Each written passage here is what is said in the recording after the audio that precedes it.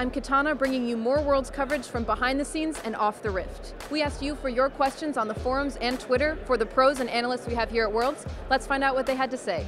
Kim the Nuke Jong-yu wants to know who the MVP coming out of the quarterfinals was. I guess I'd actually have to say Expeke for this one. He's just been making clutch plays all tournament, and the quarterfinals were really no different. I mean, he's had an amazing run so far, and a lot of respect to that guy. I think the MVP for the quarterfinals has to be Cyanide, the jungler for Fnatic. I feel like Cyanide really put Expeke in a position to be able to capitalize on the enemy's mistakes and really be able to feed Expeke the kills and therefore carry the game. I think the real MVP of quarterfinals, in my eyes, was Watch, because his map presence was just ridiculous. I think the MVP of the quarterfinals was probably Uzi. He is probably the best AD carry in the world, in my opinion, that I've played for at the very least, and what I've seen. So he definitely pulls his weight on his team and pulls more than that. He's basically a god. DT FaZe wonders what the biggest obstacle to becoming a pro was for you. For me, being a pro player was really a decision between abandoning my current studies and becoming a pro gamer. It's not something that you can decide on your own. You also have your family's influence, your friends, and all of that, and that was the biggest obstacle for me. But after that, it was smooth sailing. For me, for every single person that tried to, everybody will tell you obviously that you're not good, that you cannot be good, that you cannot be a professional player.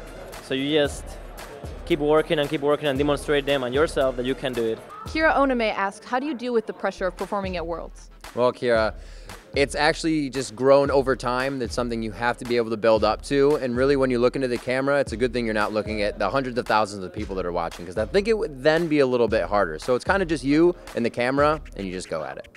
I just tell my team and myself not to really think about it.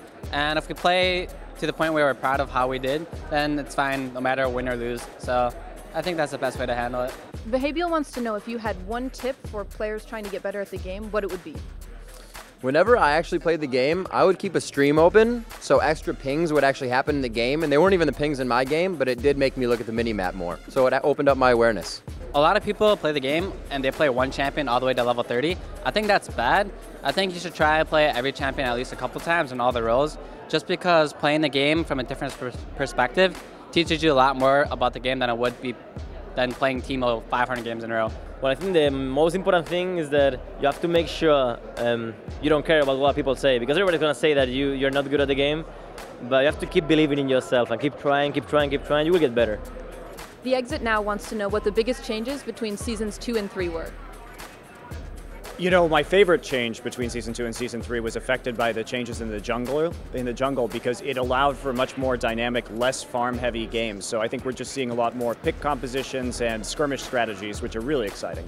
The game is much more fun to watch and to play right now, because you're able to play either the farming game or you can play the assassin game, which is very interesting. As you know, League of Legends is a very snowball game, and your early builds can really have an impact on how you play the game. So being restricted to boots was not something that was really adding a lot of depth to the game at level 1. But now with so many different builds, I think it really brings the game into its own in the early phase, that you can counter, or you actually don't really know what the enemy is going to start on. And I really think that's a good aspect that changed from Season 2 to Season 3.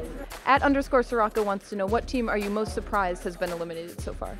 I have to say I'm really surprised that OMG has been eliminated. The Chinese really put a stamp on the kind of aggression and playstyle they could bring out here. Royal's still in it, so they have the chance to keep that going and show that they are very strong, but I was pretty surprised when OMG got eliminated. Seeing how OMG played during the group stage was not something that led up to the events that happened when they played against Royal. It was seeing a completely different team, because it seems like they switched from playing against a global meta against the teams in group stage to going back to the Chinese meta playing against Royal. And I really was surprised to see that. I think that myself and many other people are surprised at the really disappointing performance of Samsung Ozone here. We expected a lot more, and they absolutely did not deliver here, played some very poor games, and so I was pretty shocked. I think everybody felt confident that they would make it out of groups, but it just didn't happen. Lemondogs, in my eyes, is the best European team. I would say even better than Fnatic and Gambit. Like, Lemondogs is super good, and it's just a shame that they didn't go through. Like, in my eyes, they're very, very nice.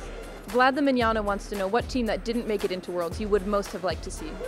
I feel very, very strongly about this. I would have loved to see the KT Bullets here because we've seen teams that have very distinct and unique play styles do very well, such as Fnatic in this tournament with their double teleport and emphasis on creating picks. And the KT Bullets with their fast push strategies would have brought a really different flavor, and I would have loved to have seen their style go up against the other teams here. Either Frost or Flame. They're actually the only teams that I know for the most part that were like really good and didn't make it through. So probably one of their teams. From Europe, maybe Alternate because of the very good season they did at the beginning. So yeah, I would have liked to see Alternate probably, yeah.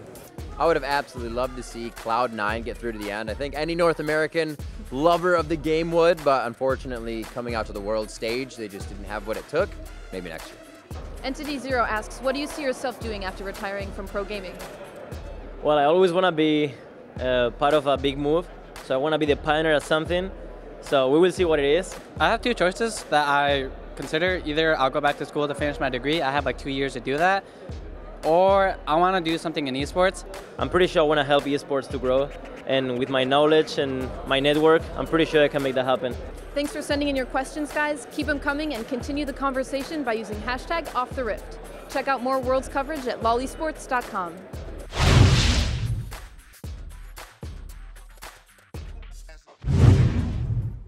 How would you say this? Vlad the Manana. Is it Manana? Manana. Wants to know. Is it Vlad the Manana? I don't know what is it. Manana. What's the tag on this? Vlad the Manana. Oh yeah, Vlad the Manana. What is your, okay, Manana or Manana? Manana, just say that. Manana? What's gonna We're happen? gonna I don't know make what it. it We're gonna means, make it though. Spanish. It means tomorrow, if Right. but there's no accent. I don't know. No, I know. What's the question? Okay. All right, ask the question.